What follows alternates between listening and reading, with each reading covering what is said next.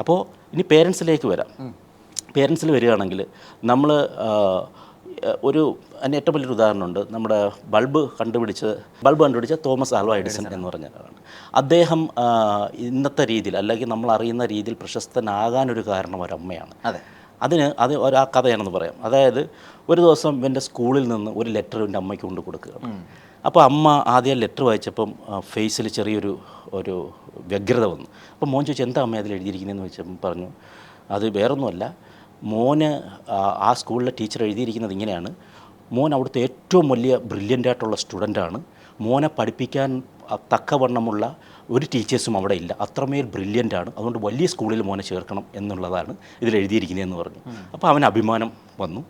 പിൽക്കാലത്ത് ഇവൻ നമ്മൾ ഇന്നറിയപ്പെടുന്ന ഒരാളതിന് ശേഷം അവൻ്റെ വീട്ടിലിങ്ങനെ പരിശോധിച്ചപ്പോൾ ഈ ലെറ്റർ കിട്ടി. ആ ലെറ്ററിൽ അന്ന് എഴുതിയിരുന്ന എന്തായിരുന്നെന്ന് പറഞ്ഞാൽ, നിങ്ങളെ കുട്ടിയെപ്പോലെ ഒരു ബുദ്ധിയില്ലാത്തൊരു കുട്ടിയില്ല, ഇവനെ പഠിപ്പിച്ചിട്ട് ഒരു കാര്യവുമില്ല, ഇവന് വേറെ എന്തെങ്കിലും ജോലിക്ക് വിടൂ എന്നുള്ളതാണ് ആ ലെറ്ററിൽ എഴുതിയിരുന്നത്.